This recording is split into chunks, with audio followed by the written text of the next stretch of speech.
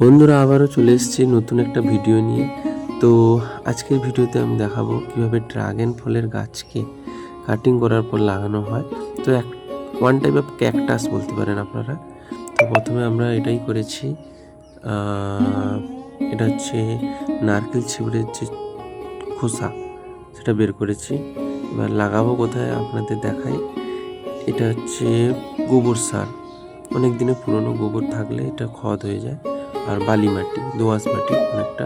তো আমার কাছে এটাই ছিল, আর ওই ট্রেতে যে দেখালাম ওতে লাগানো হবে। তো মাটির এটা দেখে নিন, কেঁচো মাটি, এটা গোবর সার, ওটা খুবই ভালো হবে।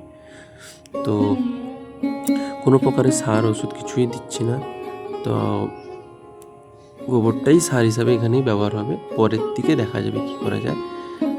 আর জল যাতে না জমে নিচের দিকে, তো আমি একটু পাথরও দেবো। পাথর তো নেই এখন, টালি ভাঙা দিয়ে দেব।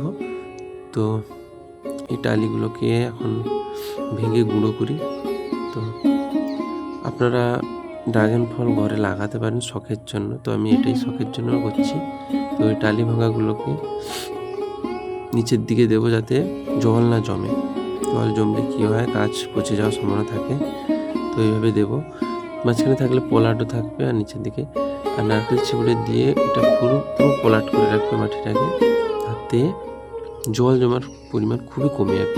এর উপরে আবার কিছুটা মাটি দেবো, তাতে কি হবে, গাছ মাটি থেকে জল চুষে নেবে আর উপরের মাটি তাড়াতাড়ি শুকিয়ে যাবে। আর ড্রাগন গাছের বেশি মাটির ভিজেভাবে প্রয়োজন নেই, না দিলেই চলবে, ব্যবস্থা করে তো টোটালি না। এবার গাছটাকে লাগানোর সময় তো ক্যামেরাটা অফ করে গাছটাকে লাগিয়ে নিলাম। আপনারা দেখতে পাচ্ছেন এইভাবে গাছটি লাগিয়েছি। এবার খানিকটা জল দিতে হয় গাছ লাগানোর পর, এটা মনের শান্তি বলতে পারেন, কিন্তু জলের প্রয়োজন নেই কারণ ভিজা মাটি।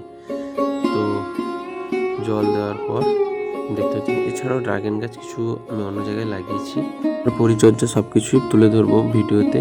তো বর্তমানের জন্য আজকের মতন এই ভিডিও এখানেই রাখলাম। তো সবাই ভালো থাকবেন, টাটা।